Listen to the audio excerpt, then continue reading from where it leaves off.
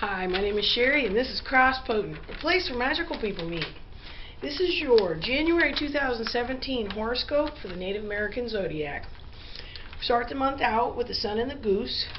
And remember, the gooses are mappers. They map a course. A goose, they have a good sense of direction. Think of the migrating geese coming down from Canada. They have to remember their route, and they can sense the magnetic fields of the earth. They have a great sense of where the tribe should go. That's why they make great natural leaders. So this sun energy is going to be affecting everything we do in a way that makes us more sure of ourselves, less waffling around. On the 20th, the sun goes into the otter.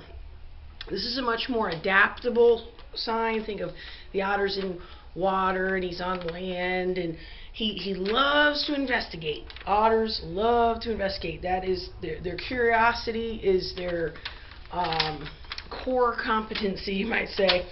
But otters also do tend to kind of go against the flow too.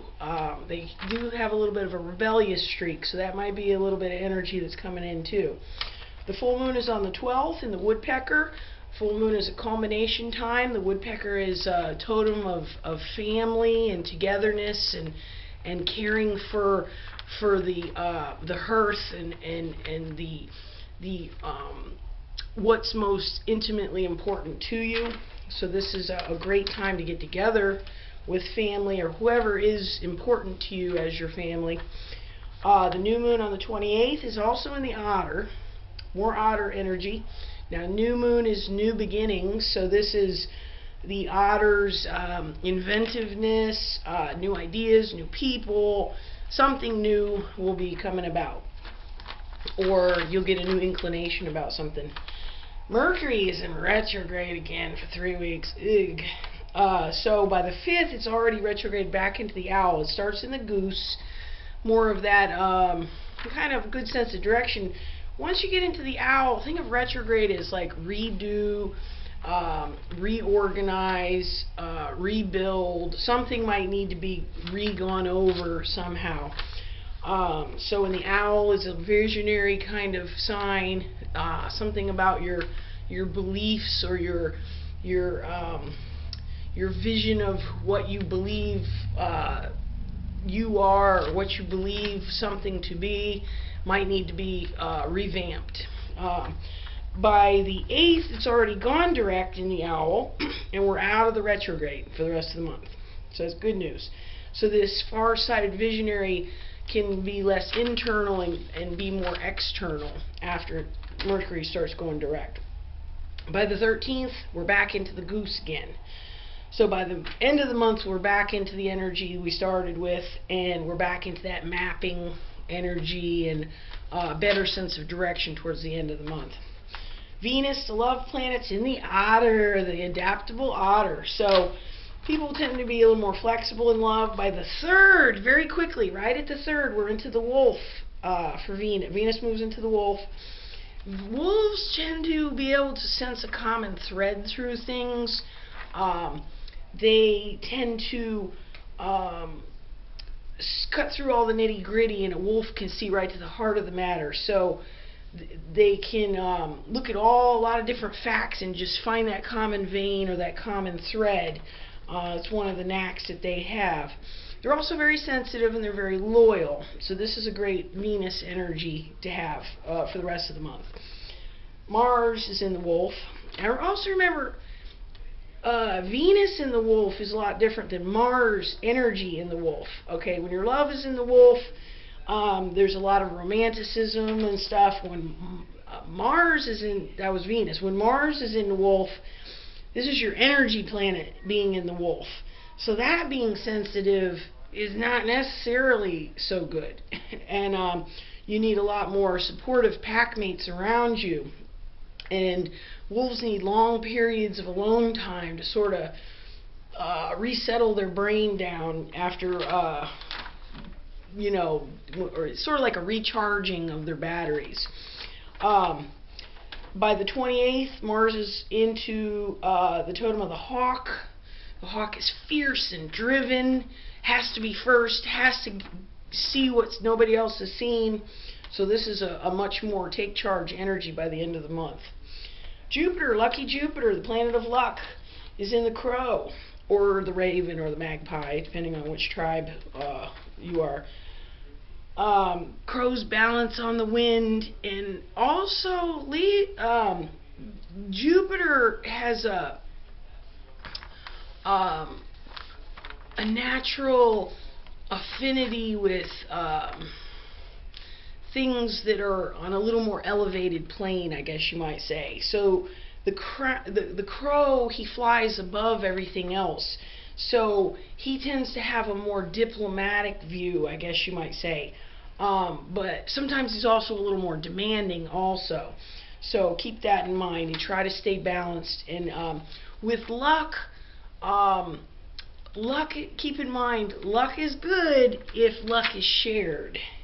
So sometimes it's great to be lucky, but if everybody else is not lucky, they're not going to look too favorably at you. So if you have luck, try to spread the luck around and bring everybody in. That's the spirit of Jupiter. Jupiter is expansive. Jupiter wants to include everything and everyone. So make sure you incorporate that into this theme of luck. That we're in a very lucky phase right now. Saturn, the planet Saturn is our planet of discipline and wisdom. It's in the owl. It's been in the owl for a while. This is the visionary owl. He's far-sighted. So our tests and our lessons to be learned are about whether or how we're going to really achieve those. Are we going to have the discipline to achieve what we want to achieve? And we're going to be tested along those lines. And if we need a course correction, you need to do it. That's very important. Saturn is making us do that course correction, and it's crucial that you do that to achieve your goal. So that's Saturn's test right now. Uranus is in the hawk. It's a generational planet, so it's slow moving, or it could be called the falcon. And remember, they're very swift and agile. So this is a generation of natural born leaders and entrepreneurs. They want to tell you how it's done. They're fast and they're swift and they're always on top of the newest thing coming along. Neptune is the planet of dreams and the planet of dissolving everything into one, which is kind of a little hard concept for a lot of kind of ordinary people to understand if you don't have a background in metaphysics and all that. Neptune is hard to understand even for metaphysics people, but its principle is that of dissolving, bringing everything into one, and getting rid of barriers or phony borders or invisible lines on the map. It's not once you get down on the ground, there is no line on the ground. It's all one. The planet is all one. One planet, one interconnected web, you might think. So with the wolf being a deep thinker and a deep feeler in Neptune, this is a sense that it works well with Neptune, and that it's finding that commonality, it's finding that common thread. So there's a very harmonious wolf aspect in this generation right now, and Neptune likes to break things down to their most fundamental ingredients. So these kids growing up with this generational planet tends to they really know more what they want and what they don't want, and they're not so easily distracted from that.